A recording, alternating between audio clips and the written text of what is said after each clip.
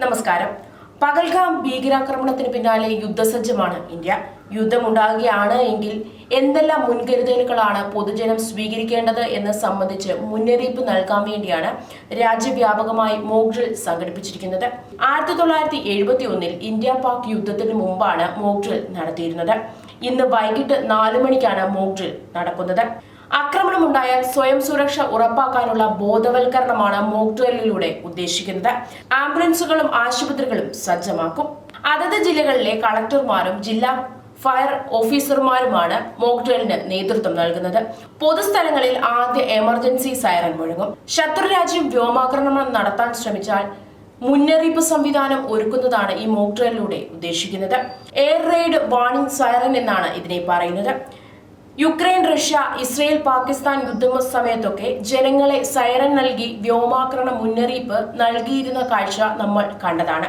സ്ഥിരമായി യുദ്ധമുണ്ടാകുന്ന സ്ഥലങ്ങളിൽ ബങ്കറുകളിലേക്കാണ് സുരക്ഷിതരായി ജനങ്ങളെ മാറ്റാറുള്ളത്. ഇന്ന് മോക്ക് ഡ്രിൽ സൈറൻ കേൾക്കുമ്പോൾ ജനങ്ങൾ സുരക്ഷിതമായ സ്ഥലത്തേക്ക് മാറാനാണ് നിർദ്ദേശം.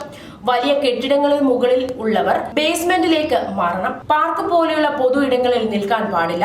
ജനങ്ങളെ സഹായിക്കാൻ സുരക്ഷാ ഉദ്യോഗസ്ഥർ ഉണ്ടായിരിക്കും. വൈദ്യുതി ബന്ധത്തിൽ തകരാറുണ്ടായേക്കാം. സിഗ്നലുകളും നഷ്ടപ്പെട്ടേക്കാം. ഭാവിയിൽ ആക്രമണം ഉണ്ടായാൽ ജനങ്ങൾ ആശങ്കപ്പെടാതെ മോക്ക് ഡ്രിൽ പറയുന്നത് പോലെ പ്രവർത്തിക്കണം. ഇന്ന് 4 മണിക്ക് നടക്കുന്ന മോക്ക് ഡ്രിൽ ജനങ്ങൾ പൂർണ്ണമായും സഹകരിക്കണമെന്നും സർക്കാർ വൃത്തങ്ങൾ അറിയിക്കുന്നു.